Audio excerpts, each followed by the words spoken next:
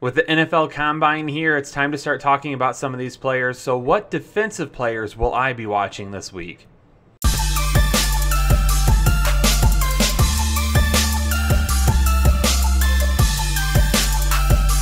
Hey, what's going on, Headliner Nation? Thanks for tuning into this video talking about the 2019 NFL Combine, which will be taking place this coming weekend, and I'm really excited for it. I love the Combine. I love to see these guys get out on the field. The only thing more exciting when talking about rookies is obviously landing spots and the NFL Draft, but the Fantasy Headliners are going to have you covered because we'll be there partaking in the festivities. Hopefully we'll have some video from there. We'll have a lot of information when we come back to talk to you about these guys, but there are several players that I'm keeping my eye on. In this video, we're going to be talking on the defensive side of the ball. Now, don't want to talk too much about the top players in the draft because you already hear a lot about them. These are guys that I'm interested in watching. They've caught my eye in one way or another, and I want to see what they have this weekend, and I want to see if they can help their draft stock at all. First one I want to talk about is Nasir Adderley out of Delaware. This kid, to me, is a first-round talent. So when I'm looking at this kid, we're hearing a lot of different things about him. I've seen a lot of different perspectives on him as well. I think this is a kid that after this weekend will be a first-round talent. Obviously, the biggest question for him is he's out of Delaware. He hasn't played against the strong competition that some of these other guys have. So how will NFL GMs look at him?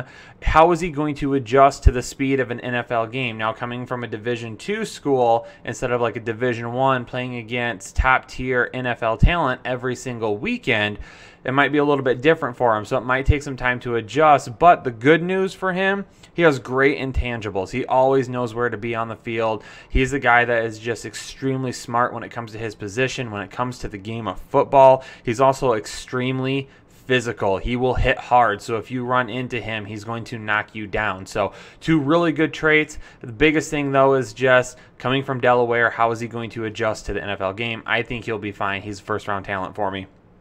Next one is probably my favorite, most intriguing player in the draft because there doesn't seem to be a lot of love for him. I seem to be one of the few people that is in love with Brian Burns out of Florida State, edge rusher. I really like this guy.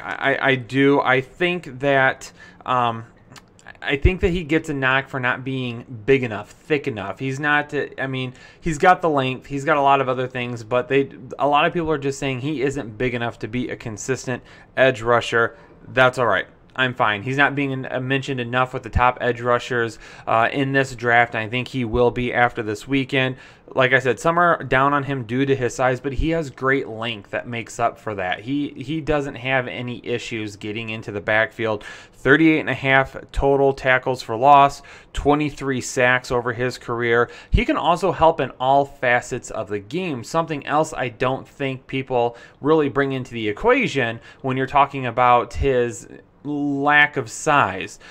He can drop back in coverage. He can defend the run. He can rush. He can get into the backfield. He can do everything that you would need him to do. He is very versatile, very athletic, and his technique is solid. High motor, lots of good things about him. I think we're looking down, or a lot of people are looking down on him for his size, and you shouldn't be doing that. Another guy, I know I've got the Michigan helmet hanging up behind me, but Chase Winovich, a guy that I watched play quite often, if he would have left school last year, he would have been a much higher pick than what he would have been this last year. Obviously, or this year now, obviously coming back, he is going, or obviously came back to school. His senior year wasn't exactly what his junior year was, but the Combine is going to be a good time for him to try and make up some of that ground.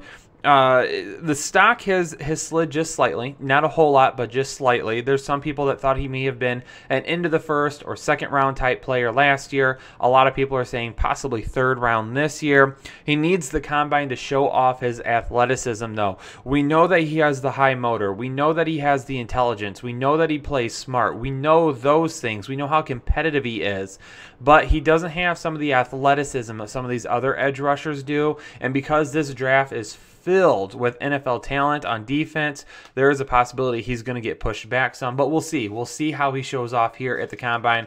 Looking forward to watching him.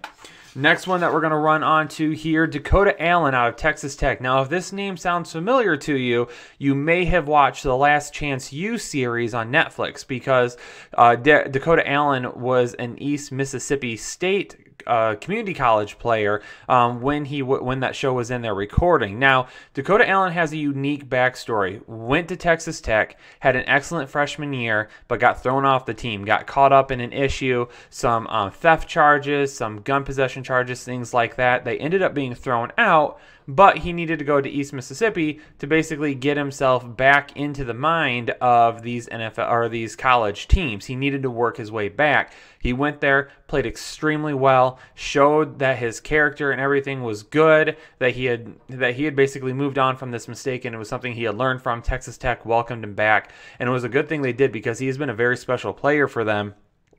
249 tackles over 3 years at Texas Tech. He had another 117 tackles at Mississippi State when he was there. He can over pursue sometimes, though. That's his big thing. He doesn't always know when to break down and shut down the defender. He comes flying in all of the time. So he's got to learn to do those things, especially at the NFL level, when these guys have unique athleticism, can really make guys miss. He's going to over pursue a lot if he doesn't work on that. But if he does hit you, though, it's over. He doesn't give up any second chance yards. You're not getting away from him. This is a guy that when he tackles well, and that's one of the biggest things about him. Moving on now, our fifth player, cornerback out of Penn State, Imani Overstreet. So, Overstreet.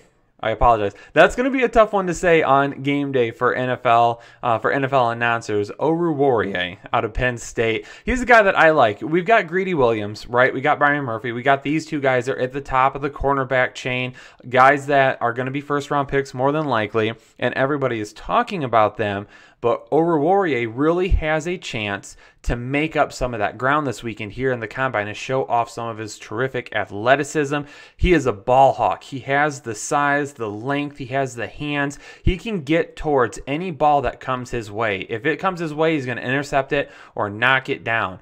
Wide receivers need to really create a lot of separation with him in order to make catches. He is extremely smart, both in football overall and his position knowledge. The kid has a lot of potential. We'll see what happens. Only downside really mentioned so far is his tackling ability. I want to see some of these stats from the Combine, though. I want to see this guy show off. I want to see him show off the athleticism, the length, the ability, all of that, because I think if he does that, NFL teams are already taking notice, but I think this is going to be a guy that could shoot up draft boards pretty quickly, and teams could get a pretty decent value on. So those are my 5 defensive players that I'm watching this week at the Combine. I'm really excited to go see them. Defensive players will be on the field on Sunday, so make sure you tune in. It is going to be on TV, but like I said, we're hoping to get some video, get some different things, maybe record from down there, so we can come back with a lot of great knowledge to share with Headliner Nation. Thanks so much for tuning into this video. Hit that like button for me, please, and make sure you comment below. Is there anyone specifically that you're keeping an eye on? What are your thoughts on the Combine? Let us know below. One of the most interactive channels here on YouTube. We'll get back to you. Also, make sure to subscribe. If you are not a part of Headliner Nation already, please do so. We will welcome you to Headliner Nation. Just let us know in the comments below. Looking forward to watching the Combine this weekend. Looking forward to talking to you after the Combine this weekend. Make sure you stay in touch with me so we can break down all these players together, and keep an eye out for the next episode, which will be about offensive players at the Combine as well. Thanks so much for tuning in to this episode, and we'll catch you later.